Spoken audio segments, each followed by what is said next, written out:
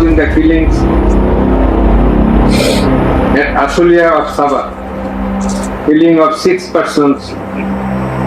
For all these 3 counts, we have decided to inflict her with only one sentence, that is sentence of death.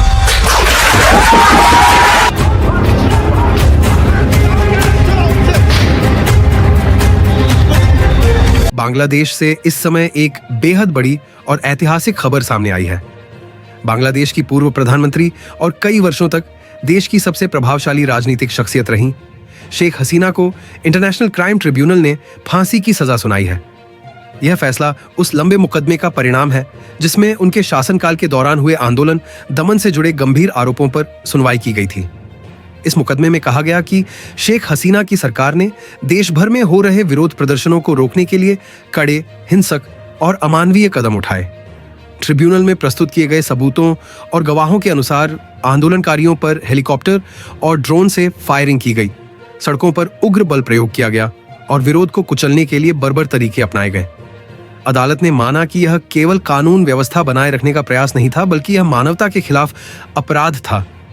Tribunal की ओर से आज सुनाए गए फैसले में साफ कहा गया कि यह कार्रवाई अंतर्राष्ट्रीय मानवाधिकार मानकों के खिलाफ थी और इसी आधार पर शेख हसीना को दोषी करार देकर मौत की सजा सुनाई गई है। फैसले से पहले 3 से 4 दिन तक सुनवाई पूरी होने के बाद कोर्ट ने निर्णय सुरक्षित रख लिया था और आज तय तारीख को इसका औपचारिक ऐलान किया गया। हालांकि यह फैसला आते ही बांग्लादेश की राजनीतिक स्थिति में तनाव और उथल-पुथल का माहौल पैदा हो गया है। शेख हसीना की पार्टी आवामी लीग और उनके समर्थकों ने इंटरनेशनल क्राइम ट्रिब्यूनल के इस निर्णय को सिरे से खारिज कर दिया है। उनका कहना है कि यह मुकदमा राजनीतिक प्रतिशोध का परिणाम है और यह कंगारू कोर्ट जैसा है, जहां फैसला पहले से तय था और सुनवाई केवल औपचारिकता रहा।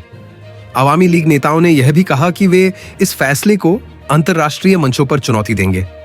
गौर करने वाली बात यह है कि पिछले वर्ष 5 अगस्त को बांग्लादेश में राजनीतिक हालात अचानक बदल गए।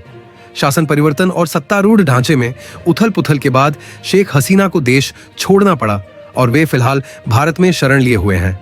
इस बीच उनके खिलाफ इंटरनेशनल क्राइम ट्रिब्यूनल में मुकदमा चलता रहा, जिसमें आज अंतिम फैसला सुना गया।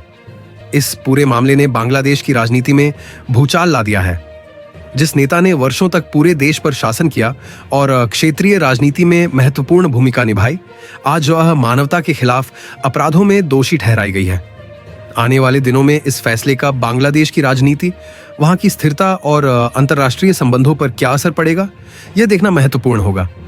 लेकिन फिलहाल की सबसे बड़ी खबर यही है कि बांग्लादेश की पूर्व प्रधानमंत्री शेख हसीना को इंटरनेशनल क्राइम ट्रिब्यूनल ने फांसी की सजा सुनाई है।